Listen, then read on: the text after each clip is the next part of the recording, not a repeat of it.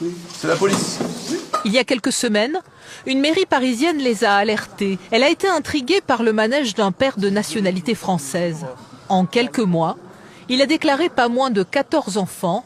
Cela s'appelle l'arnaque à la fausse paternité. L'arnaque, ça consiste à trouver un papa français qui accepte de reconnaître un enfant qui n'est pas le sien. Et voilà. Et ça, c'est le sésame, ça ouvre toutes les portes, forcément, puisqu'après, on a un enfant qui est français.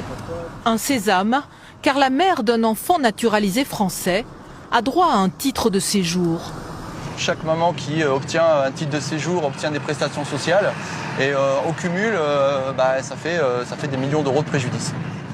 On va mettre un... Allô ? On va juste... Ah, il est déjà sur place, hein? Aujourd'hui, les policiers savent que le faux père a rendez-vous dans une mairie parisienne pour faire une déclaration de paternité.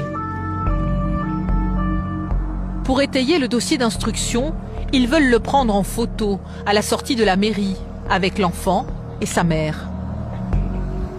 Non, là, je peux pas les louper quand ils sortent. J'ai une vue directe.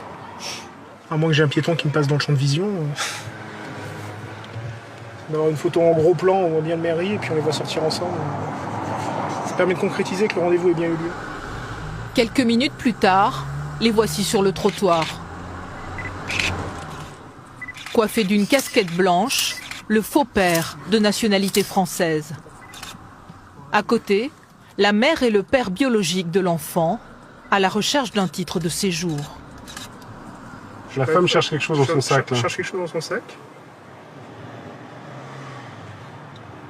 Allez. Elle donne une enveloppe. Ah putain, bouge. Ah.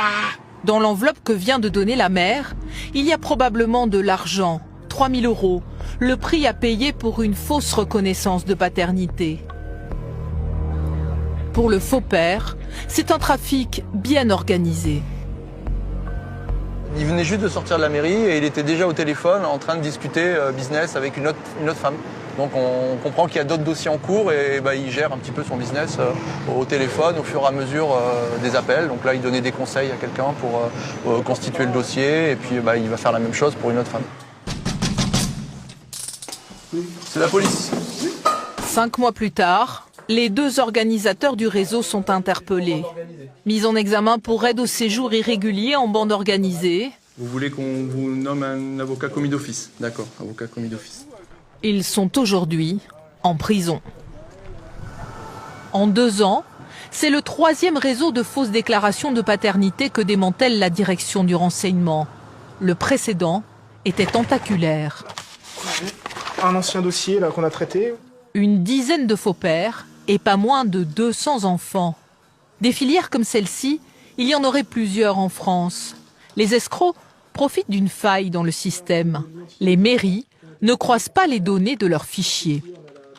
Un officier d'état civil d'une commune n'a pas à connaître la situation sur une commune voisine. Donc on peut avoir une situation où le père va reconnaître 15 enfants dans 15 communes différentes et personne ne sera alerté.